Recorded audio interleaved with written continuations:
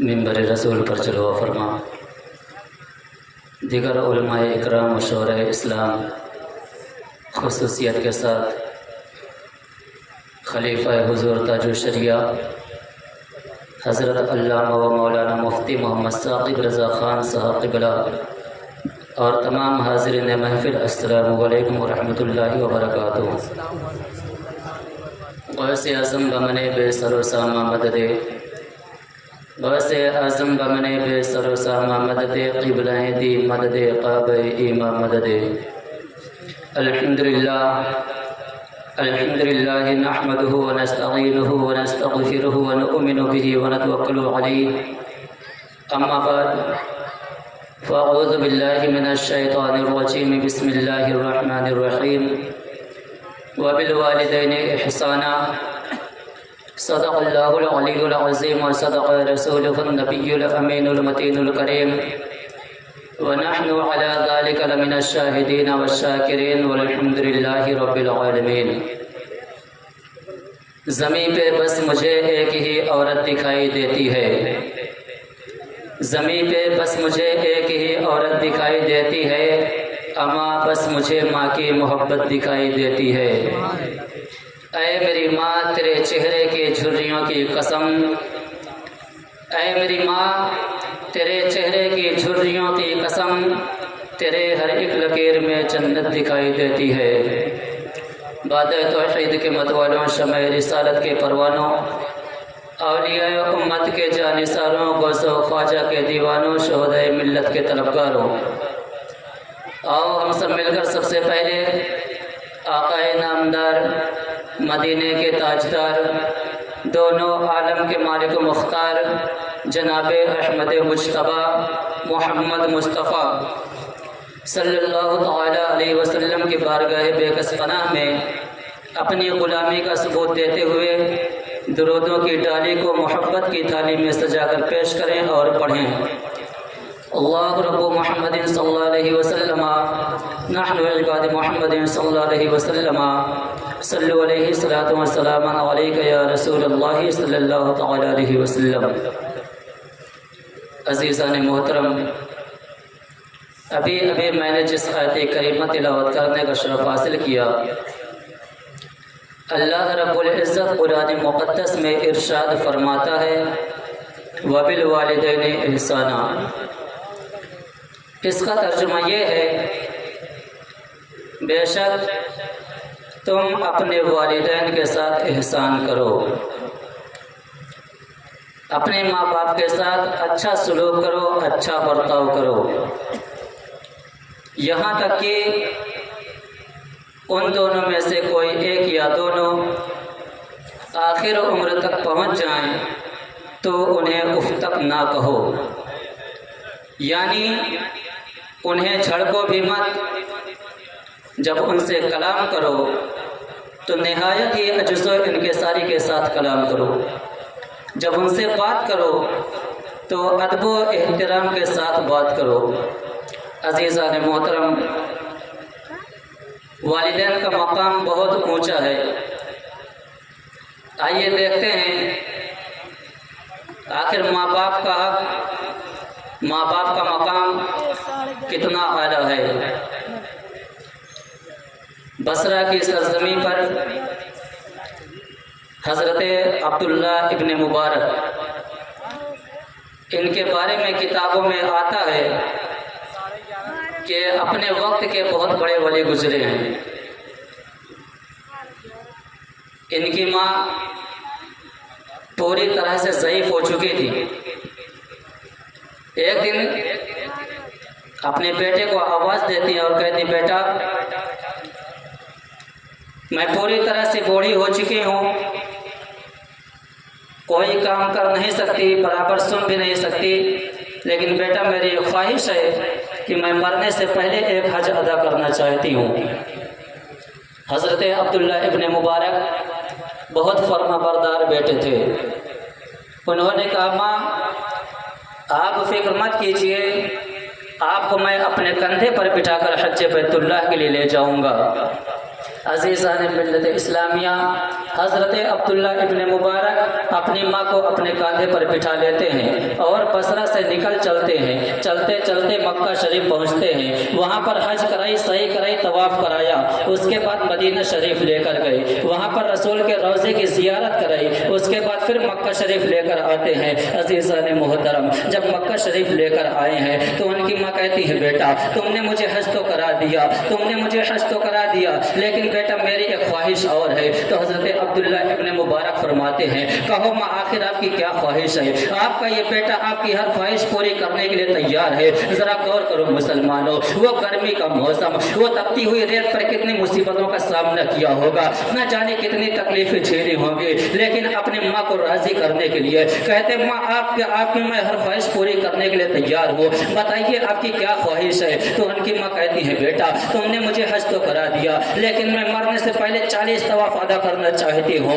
اتنا سننا تھا۔ حضرت عبداللہ ابن مبارک کہتے ہیں اے میری ماں آپ فکر مت کیجئے، آپ کا یہ بیٹا آپ کو اپنے کندھے پر بٹھا کر 40 طواف کرانے کے لیے تیار ہے۔ عزیزان محترم، حضرت عبداللہ ابن مبارک اپنی ماں کو اپنے کندھے پر بٹھاتے ہیں، اس کے بعد طواف کرنا شروع کر دیتے ہیں۔ 3 دن میں 40 طواف پورا ہوا۔ جب 40 طواف پورا ہوتا ہے اس کے بعد میں اپنی ماں کو ایک کنارے پر بٹھا کر دوڑے دوڑے جاتے ہیں اور کعبے کے غلاف کو پکڑ کر فرماتے ہیں اے میرے رب العالمین، اے میرے پاک پروردگار عالم، اب تو بتا دے کیا میں نے اپنی ماں کا حق ادا کر دیا؟ اے میرے رب العالمین، میں نے اپنی ماں کو بصرہ سے اپنے کندھے پر بٹھایا تھا، چلتے چلاتے مکہ شریف لے کر آیا، حج کرائی، سعی کرائی، طواف کرایا، اس کے بعد مدینہ شریف لے کر گیا۔ مولا وہاں پر تیرے رسول کے، وہاں پر تیرے محبوب کے روزے کی زیارت کرائی، اس کے بعد پھر مکہ شریف لے کر آیا، اس کے بعد 40 طواف کرایا۔ اے میرے رب العالمین، اے میرے پاک پروردگار عالم، اب تو بتا دے کیا میں نے اپنی ماں کا حق ادا کر دیا؟ تو غیب سے صدا آتی ہے اے عبداللہ ابن مبارک، تم نے تیری ماں کا جو پہلا دودھ کا قطرہ پیا تھا ابھی تو اس کا بھی حق نہیں ادا۔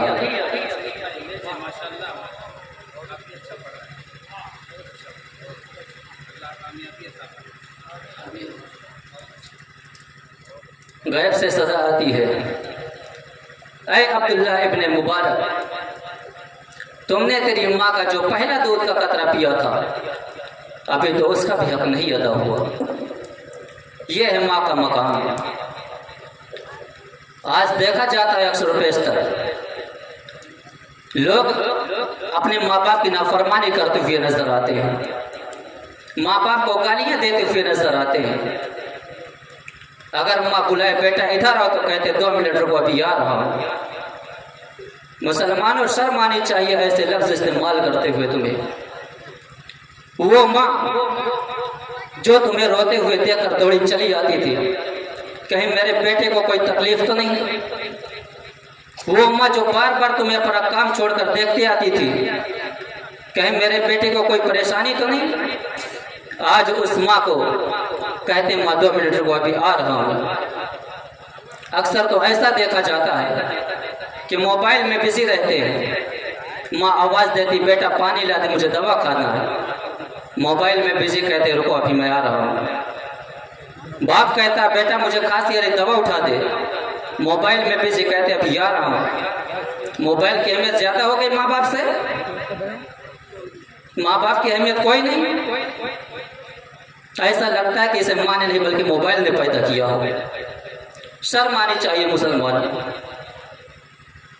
اس کے بعد جب ماں باپ دعائیں دیں گے تکلیف ہوگی تو دوڑے مولانا صاحب کے پاس آئیں گے، مولانا صاحب کوئی تعویذ بنا دیجئے میرے گھر میں پریشانی ہو رہی ہے۔ میں کہنا چاہتا ہوں نادانوں، اپنے ماں باپ کو ناراض کر کے تم ایک نہیں 1000 تعویذ لے کر جو گھر میں لٹکا دو پھر بھی برکت نہیں ہونے والی۔ اس واقعے سے اندازہ لگاؤ کہ ماں باپ کی دعائیں اور بددعائیں کتنی قبول و مقبول ہوا کرتی ہیں۔ ایک جوان اپنی ماں کے پاس آتا اور کہتا اے میری ماں مجھے اجازت دے دیجئے میں حج بیت اللہ کے لیے جانا چاہتا ہوں۔ اس وقت اس کی ماں کی طبیعت ٹھیک نہیں تھی۔ اس کی ماں کہتی بیٹا اس بار نہیں اگلے سال چلے جانا۔ تو وہ کہتا اے میری ماں میں اس بار ہی جانا چاہتا ہوں، مجھے اجازت دے دیجئے۔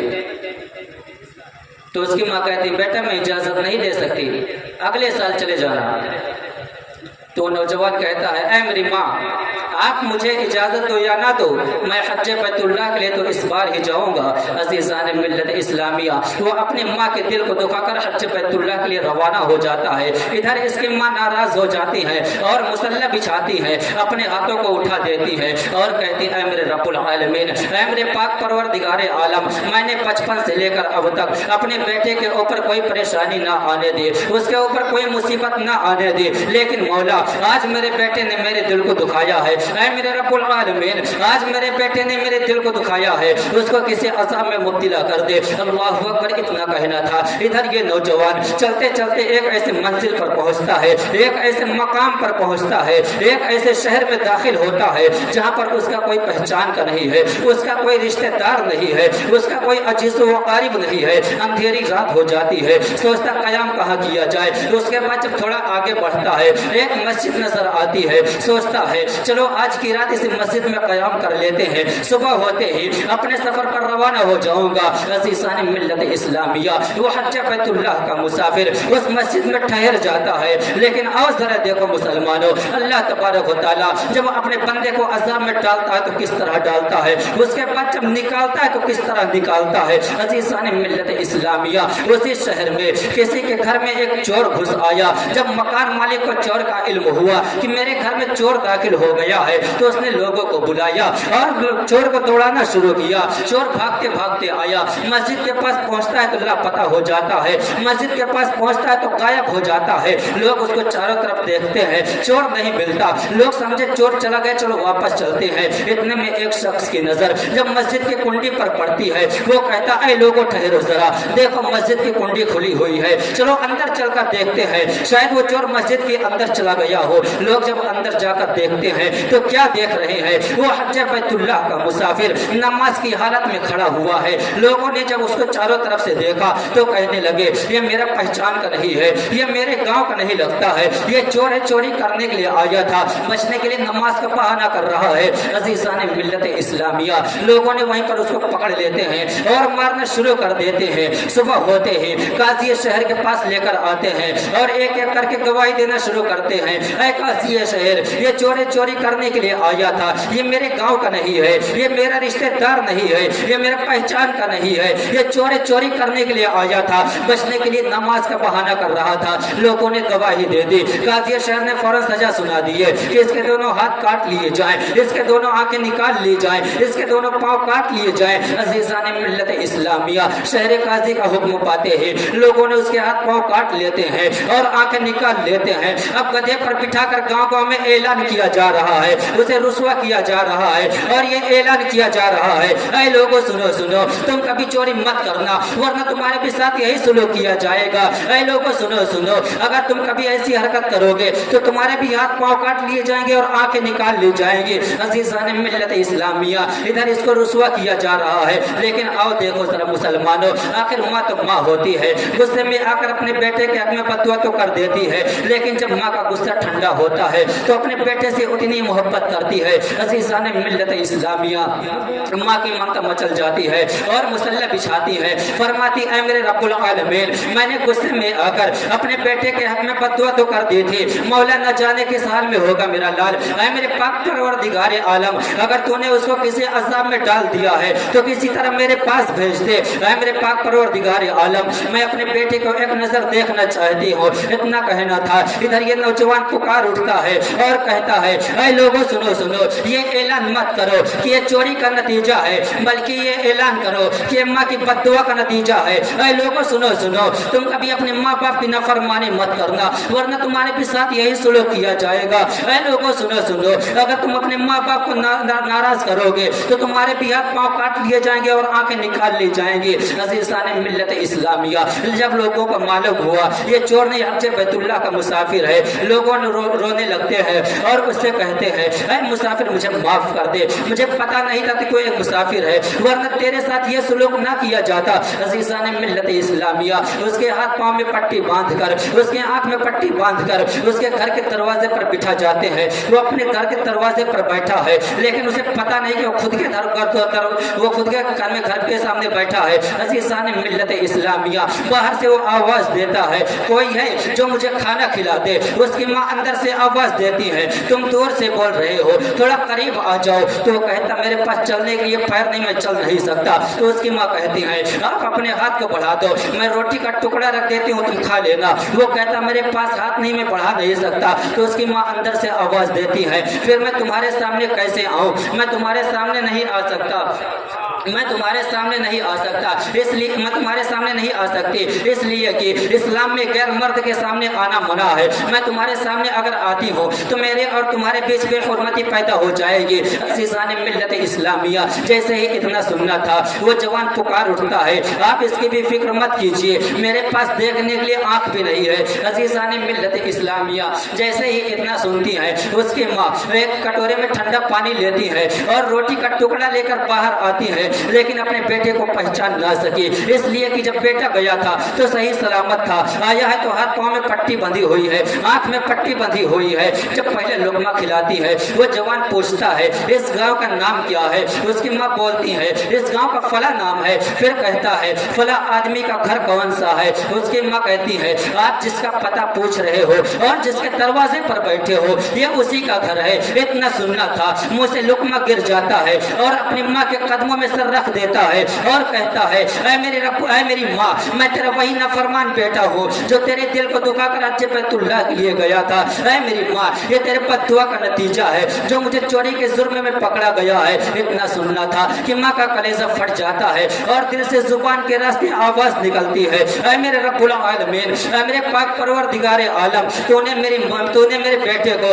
ایسے عذاب میں ڈال دیا ہے، ایسے عذاب میں مبتلا کر دیا ہے کہ گاؤں والے میرا مذاق اڑائیں گے، رشتہ دار والے میرا مذاق اڑائیں گے، خاندان والے میرا مذاق اڑائیں گے۔ لوگ یہی کہیں گے اس کا بیٹا تو چور تھا، چوری کرنے کے لیے گیا تھا، تبھی تو اس کے ہاتھ پاؤں کاٹ لیے گئے۔ مولا میں اس دنیا میں رسوا نہیں ہونا چاہتی، بہتر یہ ہے کہ میں اور میرا بیٹا اس دنیا میں نہیں رہنا چاہتی، مولا مجھے اس دنیا سے آزاد کر دے۔ اتنا کہنا تھا، اللہ تبارک و تعالیٰ فوراً حضرت اسرائیل علیہ السلام کو حکم دیتا ہے اور کہتا ہے اے اسرائیل، میں نے شروع سے لے کر اب تک اپنی بندی کی ہر دعا اور بد دعا کو قبول کیا ہے، ٹھیک اسی طرح یہ بھی دعا قبول کرتا ہوں، میری بندی اور اس کا بیٹا اب اس دنیا میں نہیں رہنا چاہتے، جاؤ ان دونوں کے روح کو قبض کر لو۔ عزیزان ملت اسلامیہ، اللہ تبارک و تعالیٰ کا حکم پاتے ہیں حضرت اسرائیل علیہ السلام آتے ہیں اور ان دونوں کے روح کو قبض کر لیتے ہیں، ان دونوں کا انتقال ہو جاتا ہے۔ اب میں ان لوگوں سے کہنا چاہتا ہوں جو اپنے ماں باپ کی نافرمانی کرتے ہوئے نظر آتے ہیں، جو اپنے ماں باپ کو گالیاں دیتے ہوئے نظر آتے ہیں، جو اپنے ماں باپ کو مارتے اور پیٹتے نظر آتے ہیں، ذرا غور کرو مسلمانوں، اگر تمہارے ماں باپ نے تمہارے حق میں بد دعا کر دی تو خدا کی قسم تباہ و برباد ہو جاؤ گے، تمہیں کوئی تباہ ہونے سے بچا نہیں سکتا۔ اکثر لوگ تانا دیتے ہیں، اپنے ماں باپ کو تانے دیتے ہیں کیا کہ تم نے میرے لیے کیا ہی کیا ہے۔ اما یاد کر تو وہ دن جس دن تو پیدا ہوا تھا، چلنے پھرنے کے قابل نہ تھا، اٹھنے بیٹھنے کے قابل نہ تھا، بولنے بات کرنے کے قابل نہ تھا، اس وقت تیری ماں نے اپنے جگر کے خون کو دودھ بنا کر تجھے پلایا۔ جب تو بستر پر پیشاب کر دیا کرتا تھا اس وقت تیری ماں نے تجھے اپنے سینے پر سلایا۔ یہ تیرا وہی باپ ہے جس نے تیری انگلی کو پکڑ کر تجھے چلنا سکھایا، اپنے منہ کا لقمہ تیرے منہ میں ڈالا، تجھے کھلایا اور دوسری کی غلامی کر کے تیری پرورش کی، تجھے پڑھایا لکھایا اور آج جوانی کی دہلیز پر لگا کھڑا کیا۔ آج تو اپنے ماں باپ کو تانے دیتا ہے کیا کہ تم نے میرے لیے کیا ہی کیا ہے۔ یاد رکھنا مسلمانوں، اگر تیرے ماں باپ ناراض ہیں تو تباہ و برباد ہو جائے گا، کوئی بھی عبادت تیرے کام نہیں آئے گی، یہاں تک کہ تیرے پیر کی پیری بھی تیرے کام نہیں آئے گی، تجھے برباد ہونے سے کوئی بچا نہیں سکتا۔ پھر چاہے تو جتنی نمازیں پڑھ لے، چاہے جتنے روزے رکھ لے، یہاں تک کہ تو سجدے پہ سجدہ کرتا رہے، حج پہ حج کرتا رہے، یہاں تک کہ تو کعبے کے غلاف کو پکڑ کر چومتے چومتے مر جائے، اگر تیرے ماں باپ ناراض ہیں تو ساری عبادت بیکار۔ ہاں جوانو، یاد رکھنا ہمارے آقا رسول اکرم صلی اللہ علیہ وسلم ارشاد فرماتے ہیں کہ جس نے اپنے ماں باپ کو ناراض کیا گویا کہ اس نے مجھے ناراض کیا، اور جس نے مجھے ناراض کیا گویا کہ اس نے اللہ کو ناراض کیا، اور جس نے اللہ کو ناراض کیا اس کا ٹھکانہ جہنم ہے۔ پھر ہمارے آقا رسول اکرم صلی اللہ علیہ وسلم ارشاد فرماتے ہیں کہ جس نے اپنے ماں باپ کو خوش کیا گویا کہ اس نے مجھے خوش کیا، اور جس نے مجھے خوش کیا گویا کہ اس نے اللہ کو خوش کیا، اور جس نے اللہ کو خوش کیا اس کا ٹھکانہ جنت ہے۔ ہمیں کرنی ہے شہنشاہ بطحہ کی رضا جوئی، وہ اپنے ہو گئے تو رحمت پروردگار اپنی۔ اللہ تبارک و تعالیٰ سے دعا ہے مولا کہ ہم تمامی مسلمان بھائیوں کو اپنے والدین سے سچی محبت کرنے کی توفیق عطا فرمائے، خصوصیت کے ساتھ قانون شریعت پر عمل کرنے کی توفیق عطا فرمائے۔ استغفر اللہ ربی من کل ذنب واتوب الیہ، اشہد ان لا الہ الا اللہ واشہد ان محمدا عبدہ ورسولہ وما علینا الا البلاغ۔ السلام علیکم۔